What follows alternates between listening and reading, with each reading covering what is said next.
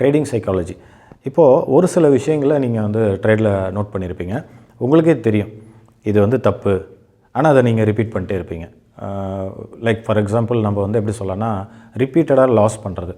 அந்த ட்ரேடு வேணாம் அப்படின்னு நமக்கு தெரிஞ்சும் நம்ம என்ன பண்ணுவோம், ஏதாவது ஒரு காரணத்தினால டெலிகிராமு மெசேஜு அல்ல ஃப்ரெண்ட்ஸ் சொன்னால் சரி ஏதாவது ஒரு காரணத்தினால அந்த ட்ரேட் நம்ம எடுத்துருவோம். அண்ட் அது வந்து பார்த்திங்கன்னா லாஸ்.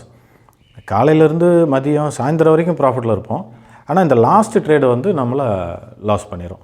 ஸோ இது மாதிரியான தேவையில்லாத ட்ரேட்ஸு, ஓகே, இந்த மாதிரி மிஸ்டேக்ஸு இதெல்லாம் அவாய்ட் பண்ணுறதுக்கு ஒரு சின்ன ஒரு ட்ரிக் நான் இந்த வீடியோவில் சொல்கிறேன். இப்போ நீங்கள் ஒரு 2 பிக்சர் வச்சுக்கோங்க, ஒரு நீங்கள் வந்து வரைஞ்சிக்கோங்க. ஃபார் எக்ஸாம்பிள் ஒரு நல்ல ஒரு காரு, ஓகே, இன்னொன்று ஒரு சைக்கிள், ஓகேங்களா. அதாவது நீங்கள் எது பெட்டர் அப்படின்னு நினைக்கிறீங்களோ அது ஒன்று. இப்போ நாமளே ஒரு சில விஷயங்களை சீப்பாக நினைப்போம், லைக் ஒரு பட்டன் ஃபோனு.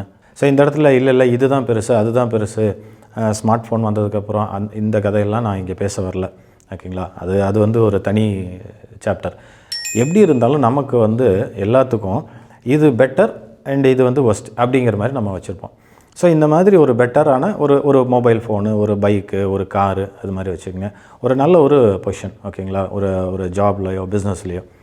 அதுக்கு அப்படியே வந்து ஆப்போசிட்டில் இதெல்லாம் ஒஸ்ட்டு. இந்த மொபைல், இந்த சைக்கிளு, ரொம்ப ஒரு பழைய காரு, வாட்டவர், ஓகேங்களா. இந்த 2 வந்து பிக்சராக வச்சுக்கோங்க, சரியா. பிக்சராக இருந்தால் நல்லது, வச்சுக்கோங்க. ஸோ இதை வந்து நீங்கள் உங்கள் ஒர்க் பிளேஸில் வச்சுக்கோங்க. ஐ மீன் நீங்கள் எங்கே ட்ரேட் பண்ணுறீங்களோ அங்கே வச்சுக்கோங்க.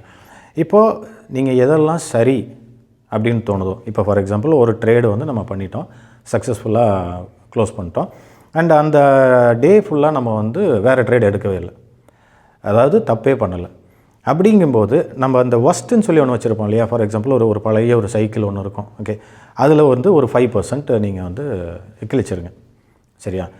இப்போ நீங்கள் இதே மாதிரி தப்பு பண்ணுவீங்க. இப்போ சரி பண்ணால் ஒஸ்ட்டை கிழிக்கணும், ஓகே.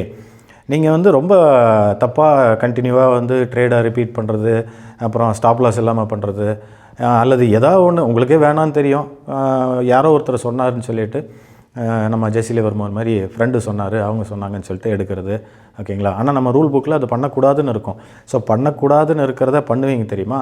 அப்போ என்ன பண்ணணுன்னா அந்த பெட்டர், ஃபார் எக்ஸாம்பிள் ஒரு Lamborghini car, Rolls Royce, BMW ஏதோ ஒரு கார் நீங்கள் வச்சுருப்பீங்க. அந்த இமேஜ்லேருந்து ஒரு 5% இல்லை 2% கிளிங்க. ஒரு தப்புக்கும் நீங்கள் 1% 2% அந்த மொத்த பேப்பரில் 5% இல்லை நீங்கள் 10% கூட கிழிக்கலாம், சரியா.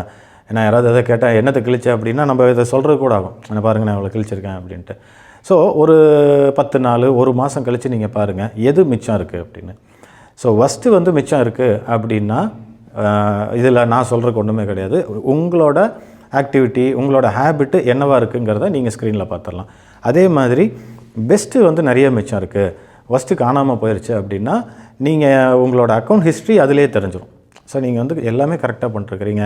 ஃபார் எக்ஸாம்பிள் ஒரு 5% 10% அப்படின்னு ஸ்லோ க்ரோத்தில் இருக்கும்.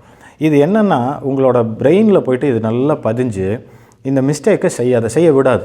நம்மளை வந்து டைவெர்ட் பண்ணும், நமக்கு ஏதாவது ஒரு வேலை கொடுத்துரும். அப்புறம் அவன் சொன்னான் இவன் சொன்னான்ட்டு ஒரு சின்ன ஒரு எமோஷ்னலில் போய்ட்டு நீங்கள் மாட்ட மாட்டீங்க. ஸோ இதை நீங்கள் வந்து ப்ராக்டிஸ் பண்ணி பாருங்கள்.